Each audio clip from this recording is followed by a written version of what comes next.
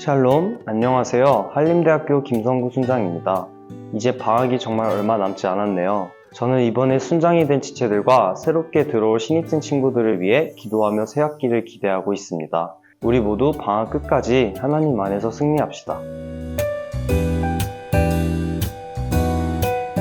요나서에는 재미있는 내용과 인간의 눈으로 보기에 새롭고 신기한 이야기들이 나옵니다. 그러나 이러한 흥미로운 이야기가 요나서의 중요한 메시지를 묵상하는 데 있어서 방해가 되기도 합니다. 실제로 사람이 물고기에게 삼킴을 당해서 그 속에서 3일간 생존할 수 있는지, 박넝쿨 얘기에서 넝쿨을 갉아먹은 벌레의 종류가 무엇이고 그 일이 실제로 일어날 수 있는지, 이런 사실관계를 따지는 것으로 인해 우리는 정작 중요한 것을 놓칠 수 있습니다. 그래서 요나서를 읽을 때는 그런 사실관계에 집중하는 것이 아니라 하나님이 우리에게 주시는 뜻을 집중해야 합니다. 그렇다면 요나서의 메시지는 무엇일까요? 어떤 특정한 곳이나 인물에게서만 하나님의 사랑과 긍휼이 있지 않습니다. 요나 4장 11절 말씀을 보면 좌우를 분별하지 못하는 자가 12만 명이요 내가 어찌 아끼지 아니하겠느냐 라는 말씀이 있습니다. 이 말씀은 니느웨에 하나님의 심판이 내리지 않자 매우 화가 난 요나에게 하나님이 하신 말씀입니다. 하나님은 요나에게 모든 이들을 사랑하는 마음을 이유로 니느웨에 심판을 내리지 않았다고 요나에게 말씀하셨습니다.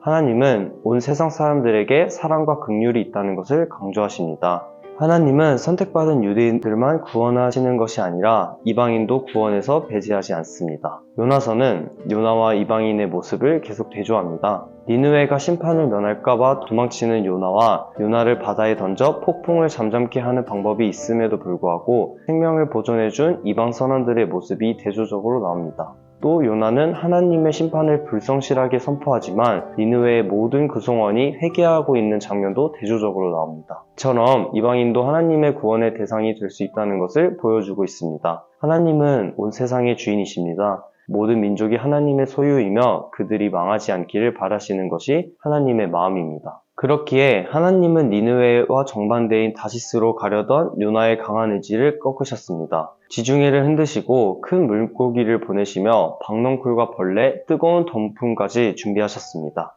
그것이 모든 인간을 구원하고자 하시는 하나님의 마음인 것입니다. 요나서를 읽으면서 저도 요나와 비슷한 경험을 했던 것이 생각납니다. 내가 강한 의지를 가지고 추진하려 했던 것들이 하나님의 뜻이 아니었고 결국엔 하나님이 전혀 다른 방향으로 이끄신 적이 있습니다. 하나님은 우리의 순종하는 마음을 보십니다. 우리가 예수님을 마음속 주인으로 모시고 하나님의 뜻과 계획을 따를 때 하나님은 그분의 뜻을 이뤄 가십니다. 하나님은 우리의 창조주이십니다. 우리가 그분의 소유이기에 모든 것을 따르는 것이 이치라고 생각합니다. 우리의 삶과 비전을 하나님께 맡깁시다. 누구든지 마음을 다해 하나님을 찾고 순종하면 하나님도 기쁘게 맞아주실 것이라고 믿습니다.